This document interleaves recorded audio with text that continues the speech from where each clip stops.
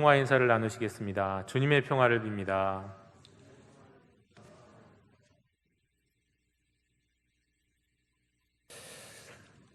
창세기 1장을 보면 하나님의 말씀은 그대로 실현되는 말씀이었습니다. 빛이 있으라 하시면 빛이 되는 말씀, 빛을 만드시는 그런 말씀이었습니다. 그런데 셋째 날부터 창조의 말씀, 곧 이루어지고 실현되는 말씀이 아니라 마치 하나님의 이 내면의 말씀 같은 하나님의 마음을 표현하는 말씀이 등장하죠. 보시기에 심히 좋았더라 라는 말씀입니다. 바다와 땅을 나누시고, 그리고 해와 달과 별을 만드시고, 또 바다의 생물, 또 식물, 하늘의 새, 짐승, 사람을 그 창조하신 후에도 하나님의 마음 속에서는 이렇게 말씀하셨습니다. 보시기에 심히 좋았다. 좋다, 좋다. 우리말로는 좋다입니다. 히브리어로는 토부인데요. 이건 모든 것이 온전한 상태, 균형과 조화를 이루는 상태를 말하는 단어입니다. 그러니까 세상 처음에는 정말 온 세상은 정말 하나님이 딱 창조하신 다음에 그 하나님의 마음에 흡족했고, 그냥 하나님 기준으로 봐도 이건 만점이다 싶었던 그런 좋은 세상이었습니다. 때문에 이렇게 세상을 바라보면서 만족해 하시고 흡족해 하셨던 하나님이 성경에 따르면 7째 날에 모든 것에서 손을 떼시고 쉬셨다, 이렇게 말씀하시죠. 이걸 안식이라고 합니다. 하나님의 안식. 그런데 하나님이 안식하셨다, 하나님이 쉬셨다, 그러니까 우리도 무조건 일을 안 하고 쉬어야 된다, 이렇게 생각하면, 이거 쉬는 것에 목숨을 건다면 이건 일단 오해입니다. 왜냐하면 여러분, 하나님이 쉬셨다는 것에 대해서 우리가 잘 생각해 볼 필요가 있거든요. 우리도 쉰다 그러면 일이 많아서 열심히 일을 했기 때문에 이제 떠나도 되고 여행을 가도 되고 그렇게 생각을 할지 모르겠는데, 여러분, 하나님이 지치시는 분이신가요? 일을 많이 한다고 지치시는 분이실까요?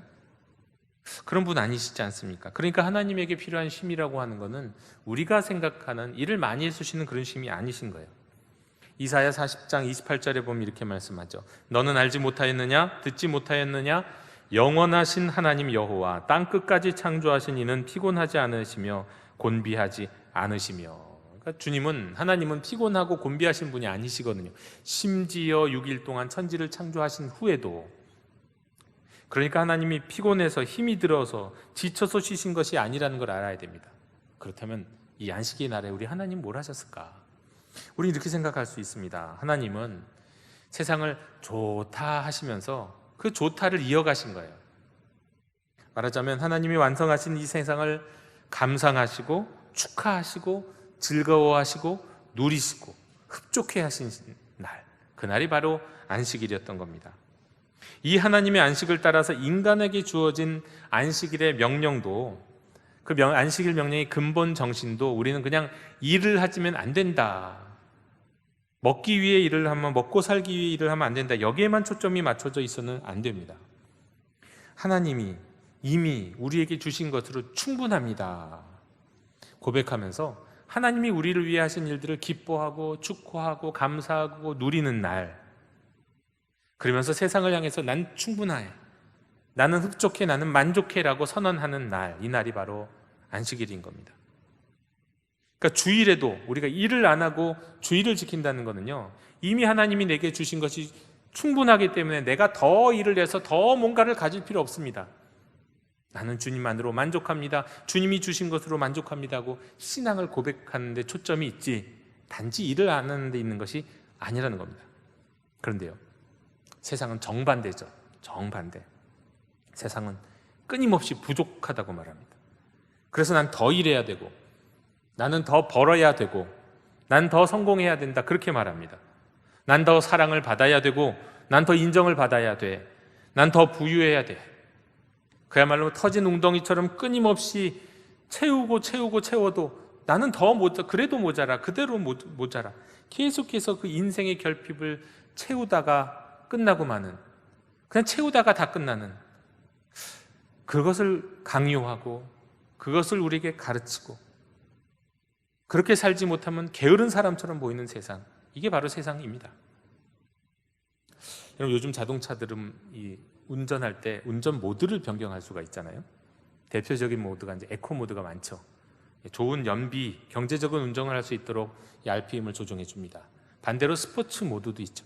연비 상관없이 밟는 대로 쭉 치고 나가서 추월할 수 있도록 해주는 모드가 있고요. 또 어떤 차는 이제 스노우 모드가 있습니다. 눈길에서 잘 미끄러지지 않도록 해주는 그런 조정을 해주는 모드이죠. 여러분, 영어로 모드라고 하는 거는요, 뭔가를 할 수 있는 상태입니다. 경제 모드, 에코 모드는 경제 운전을 할 수 있는 상태가 되는 거고요. 스포츠 모드는 스포츠카처럼 잘 나갈 수 있도록 그런 상태로 만들어주는 거죠. 그런 상태가 되는 거죠. 자, 그런데 제가 오늘 드리고자 하는 모드는 두 가지입니다. 계속해서 비교해서 말씀드리고자 하는 모드, 바로 이 안식일에 합당한 모드인데요, 그리고 안식일에 반대하는 세상이 가르쳐주고 전하는 모드입니다. 두 가지는 뭐냐? 바로 이 만족 모드와 결핍 모드라는 거예요. 하나님이 세상을 창조하신 대로 안식일 정신에 합당한 삶의 모드는 뭐냐? 만족하면서 사는 모드입니다. 그런데 세상은 계속해서 부족해, 채워야 돼 라고 말하는 이 결핍 모드로 살아가도록 우리를 이끌어주고 있습니다. 여러분, 저는 이제 사람들과, 여러분들과 이제 대화를 나누면서 종종 그런 모습들을 보곤 합니다. 대화 중에 문득 모드가 바뀌는 분들이 계세요. 평화롭게 대화를 하다가 어느 순간에 갑자기 눈빛이 바뀌면서 막 흥분하면서 얘기하시는 분이 있습니다. 또 반대로 막 흥분해서 얘기를 시작했는데 갑자기 눈빛이 평안해지시는 분이 또 계세요. 말씀하다가 중간에 그렇게 되는 겁니다. 저는 심한 경우 이분 다중인 거가 아니야 막 이렇게 생각하는 경우도 있는데, 여러분, 우리가 말을 할 때도 생각을 할 때도 사실은 우리가 이렇게 모드가 바뀌어요. 네. 근데 이게 또 특별한 사람들만의 이야기가 아니라 바로 우리 그리스도인들에게서도 나타나는 거죠. 여러분도 아마 그러실걸요. 저도 그런데요. 여러분, 교회 모드가 따로 있고 가정 모드가 따로 있잖아요. 직장 모드도 따로 있지 않으신가요? 딱 각종에 합당한 모드, 직장에 합당한 모드, 교회에서 또 살아가는 그 삶의 모습이 있지 않으신가요? 많은 분들이 그럴 겁니다. 우리가 살면서 자꾸 이렇게 바꾼다는 거예요. 모두가 바뀐다는 거예요. 그런데 이제 시편을 읽다 보면 많은 시인들이 이 시편 속에서 모두가 바뀌는 걸 보게 됩니다. 참으로 많습니다. 막 절망, 막 원망, 막 그런 수렁에서 막 뒹굴다가 마치 그냥 깨끗하게 샤워하고 양지로 나와갖고 좋다 하는 것처럼 모두가 바뀌는 경우들이 있어요. 주여, 어찌하여 내게 이런 일이 있습니까? 그것도 하나님, 내 기도를 들어주십시오 라고 시작을 했는데 분명히 이게 절망 가운데 어주가 나 지금 치려가고 나 잡아가려고 하고 죽이려 합니다 막 이런 상황에서 기도를 시작하는데 어느 순간에 감사와 찬양과 만족함이 가득한 가운데 마무리되는, 그야말로 결핍 모드로 시작해서 만족 모드로 끝나는 이 시편의 시들이 얼마나 많은지 모릅니다. 그런데 오늘 시편, 우리가 읽은 131편은 좀 희한한데요, 애초에 처음부터 만족 모드예요. 많은 시가 기도 가운데 결핍으로 시작해서 만족으로 바뀌는데 이 131편은 애초부터 그래요. 만족이에요. 왜 그럴까 생각해 보면 그렇습니다. 아마도 이 시인은 완숙한 분인 것 같아요. 매우 성숙한 분인 것 같아요.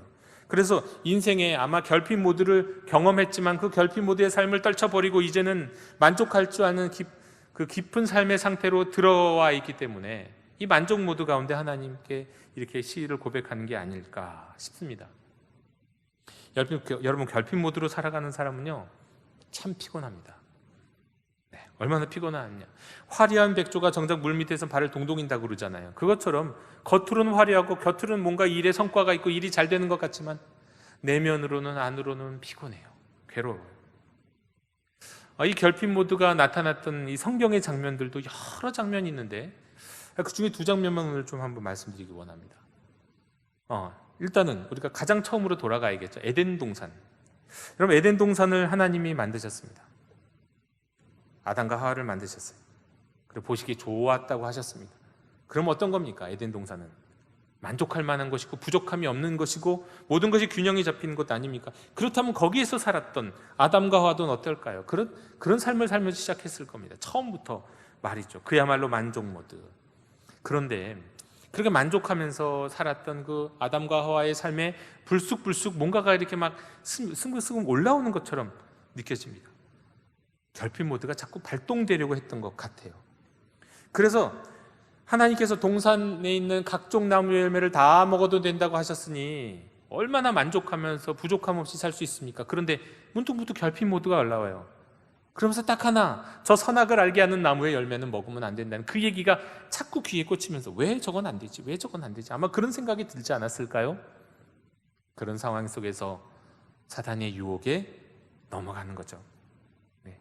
수많은 만족할 것들이 수많이 많은데, 어마어마하게 많은데 단 하나 못하는 것에서 결핍을 느끼고 그것을 만족시키려고 결국 그 때문에 하나님의 말씀에 불순종하고 타락하게 되는 모습 보지 않습니까?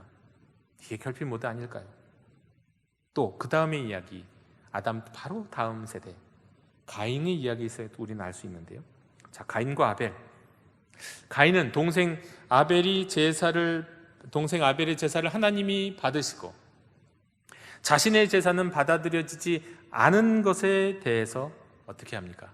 분노합니다. 여러분, 왜 분노했을까요? 창세기 4장 5절에 따르면 가인이 몹시 분하여 안색이 변하니라고 말씀합니다.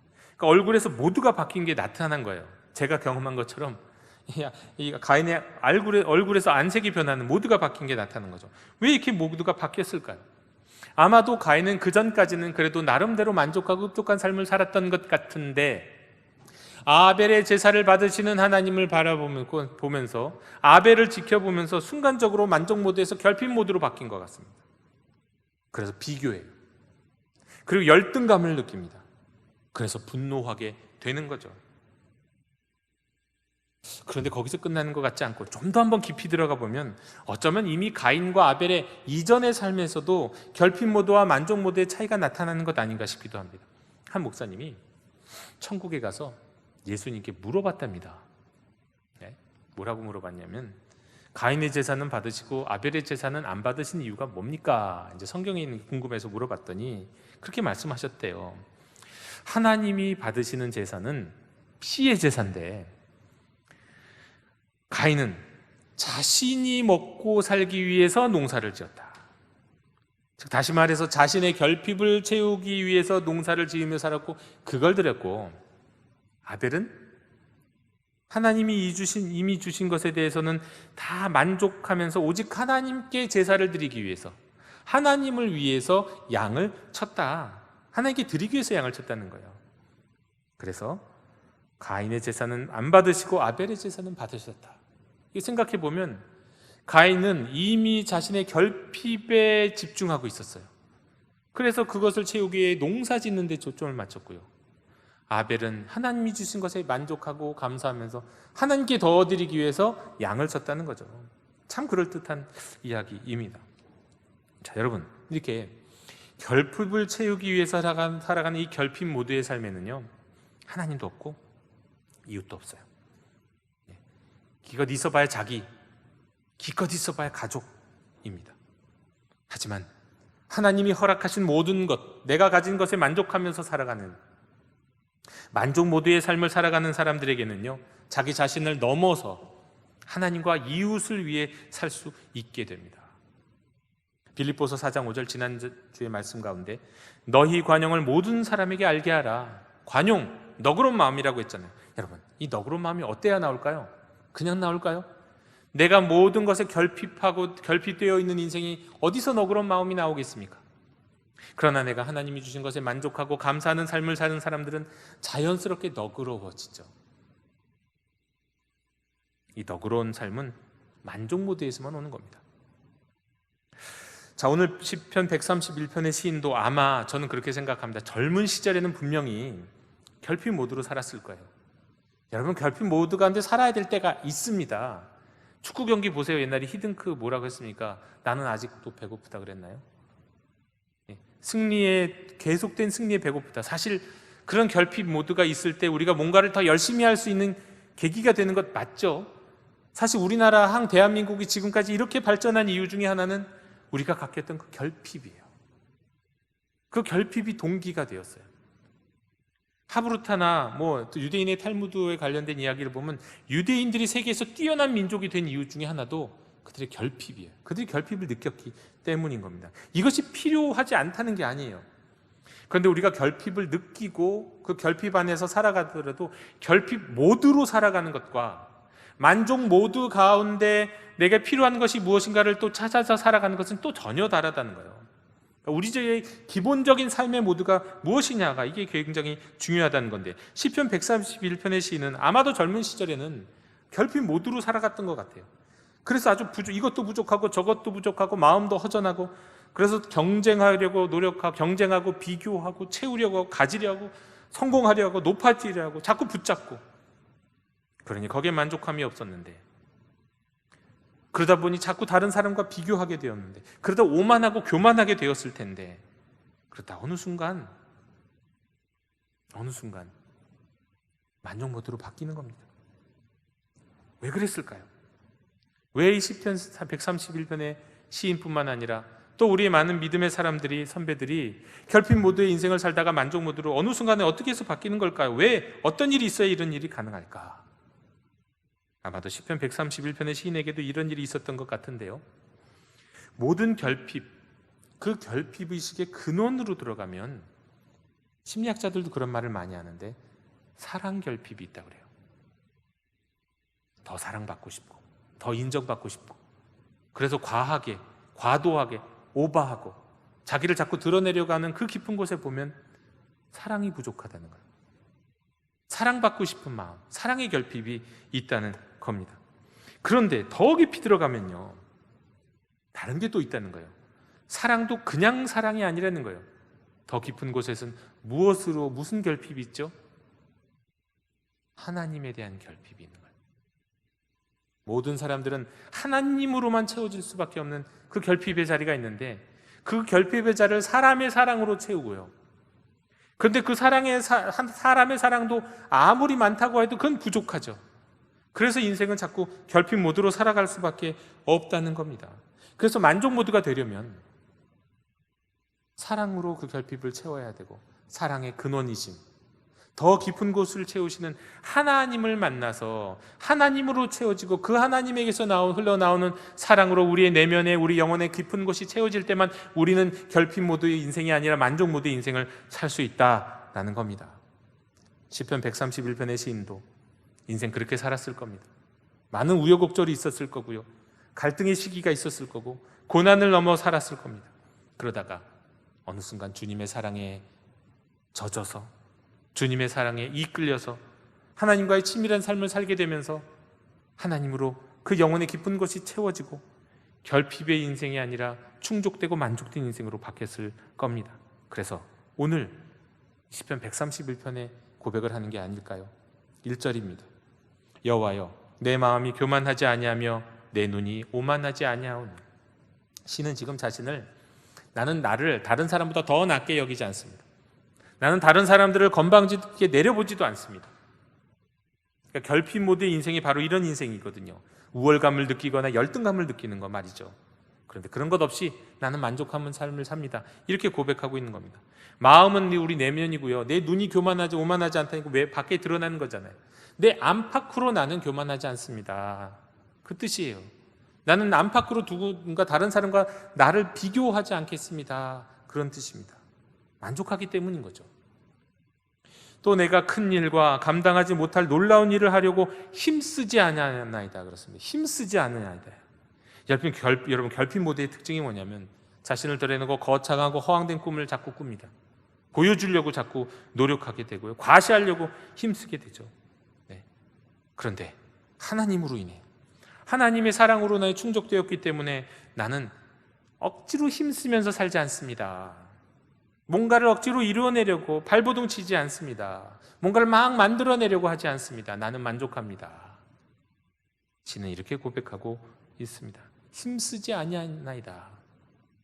여러분, 결핍 의식 속에서 살아가는 많은 이들이 한평생 얼마나 허황된 것에 힘쓰다가, 허황된 일에 힘쓰다가 그렇게 사라져갑니까? 그렇게 인생 끝난 일들이 얼마나 많은지요. 하지만 2절에서 시인은 하나님과의 친밀감에서 오는 만족과 고요함을 또 누립니다. 엄마의 젖을 실컷 먹은 아이가 젖에서 입을 딱 떼고 만족해하는 것처럼. 이 자녀를 키워본, 아이를 낳아본 엄마들이 잘 아실 거예요. 젖을 한참 물고 있다가 이제 배불러 갖고 젖을 딱 떼놓고 실긋실긋 웃으면서 입을 조물조물 거리는 그 아이, 그 만족함, 세상에 그 이상의 어떤 만족함이 있을까요? 시인은 자신의 만족함이 그런 만족함이라는 겁니다. 여러분, 결핍 모드에서는요 평화를 누릴 수가 없습니다. 인생은 오직 하나님과의 친밀함, 하나님의 사랑으로 채워진, 그래서 만족 모드의 삶을 살아갈 때만 이 평안을 누릴 수 있습니다. 여러분, 젖된 아기가 엄마 품에서 평안을 누리는 그 평안이 어떤 평안일까요? 여러분, 엄마 품에 있는 아기는 혹시 집안에 강도가 들어왔다 할지라도, 지금 전쟁이 바깥에서 전쟁이 이루어졌다 할지라도 두려워하지 않습니다. 전염병이 창궐해서 얼마 있으면 우리 모두가 그 전염병에 걸려서 죽을지도 모른다? 그렇다 하더라도 엄마 품에 있는 아기는 엄마 하나로 만족해요. 다른 거 다 필요 없습니다. 부족함이 없기에 발버둥 치지 않습니다. 젖된 아이는 두려워하지 않아요. 여러분, 하나님과 친밀한 인생, 하나님의 사랑과 하나님의 은혜로 우리의 결핍이 가득 채워진 인생들은 이렇게 산다는 겁니다. 그러면서 시인은 자신의 체험을 바탕으로 해서 이스라엘을 향해서 이 만족 모드의 삶을 살아갈 수 있는 길을 선언하고 있어요. 3절입니다. 이스라엘아, 지금부터 영원까지 여호와를 바랄지어다. 하나님만이, 하나님과의 깊은 사귐만이 결핍을 채우고 온갖 결핍에서 오는 유혹과 불안과 갈등과 분노를 떨쳐버리게 하고 자유하게 하시기 때문에 오직 여호와를 바라보라. 하나님과의 깊은 사귐을 사모하라고 지금 선포하고 있습니다. 선언하고 있습니다. 명령하고 있어요. 우리 영도교회 형제자매 여러분, 야고보서 4장 8절에서는 이렇게 말씀합니다. 하나님을 가까이 하라. 그리하면 너희를 가까이 하시리라. 여러분, 하나님이 가까이 계실 때에야 우리는 젖된 아이가 엄마 품에 있는 것과 같이 고요와 평화를 누립니다. 우리가 하나님께 가까이 가려고 하면은 하나님은요, 그러세요. 우리가 하나님께 한 발자국 가면 하나님은 2발자국, 3발자국, 4발자국 달려오세요. 그래서 우리를 안으시고 우리를 만나 주십니다. 그리고 우리와 친밀한 사귐을 가지시고 우리를 사랑해 주시죠. 그래서 우리의 모든 결핍, 가장 근본적인 원초적인 결핍을 채워주시고, 그리하여 우리가 이 세상을 살아갈 때 허황된 일을 위해서 힘쓰지 아니하고 하늘의 평화와 만족을 누리면서 살아갈 수 있게 해주시는 겁니다. 한 해를 마무리하는 오늘, 우리가 결핍에 사로잡혀서 이런저런 일로 힘쓰다가 괴로웠던 인생에서 이제 진짜 새해에는 우리가 말씀을 통해서 하나님과의 깊은 사귐을 갖고 하나님과의 친밀함 속에서 주의 사랑으로 만족하게 되어서 헛된 데 힘을 쓰지 아니하는 인생, 그야말로 만족 모드의 삶을 살아가는 인생이 다 되시기를 주님의 이름으로 축원합니다. 이 시간 오늘 우리가 들은 말씀을 잠시 기억하면서 묵상하며 기도하겠습니다. 여러분의 마음에 부딪힘이 있었던 말씀, 또 여러분 자신을 잠시 돌아보면서 말씀 안에서 묵상하는 시간을 갖겠습니다.